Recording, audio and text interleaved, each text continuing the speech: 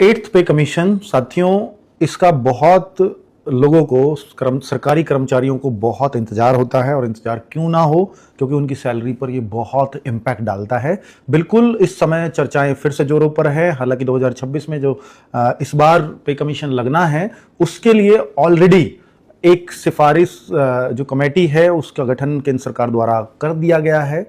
और अब जो कर्मचारी संगठनों की मांग है वो है 3.833।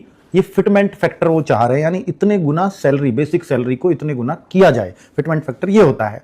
अगर हम बात करें कि 2016 में ये कितना किया गया था, तो जो वहां डिमांड थी वो 3.68 की डिमांड की गई थी फिटमेंट फैक्टर की। लेकिन हुआ क्या था फाइनली, 2.57। यानी अब जो मांग है वो पिछली बार से भी ज्यादा है। अब अगर यही मांग मान ली जाती है 3.833 वाली, और इसको अगर 80,000 इस टाइम सबसे कम बेसिक है, यानी अगर कोई सरकारी कर्मचारी जो सबसे छोटी पोस्ट पर लगता है तो 18,000 है उसका लेवल 1 वाला, है ना।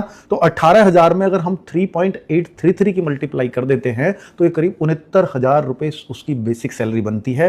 प्लस इस पे टीए भी लगेगा, यानी ट्रैवलिंग अलाउंस भी लगेगा, प्लस डीए तो शुरुआत में 0 ही होगा अगर इसको मानते हैं फिटमेंट फैक्टर को तो। और अगर बात करते हैं कि भाई इस पर एचआरए वगैरह, अगर हाउस रेंट वगैरह मिलेगा तो उस हिसाब से सैलरी तो 80,000 के आसपास सबसे छोटे सरकारी कर्मचारी की बन जाएगी। लेकिन क्या ये माना जाएगा, इस बात में तो अभी बहुत सारी चर्चाएं होनी हैं। फाइनली ये सरकार का ही डिसीजन होता है कि कितना फिटमेंट फैक्टर मानना है।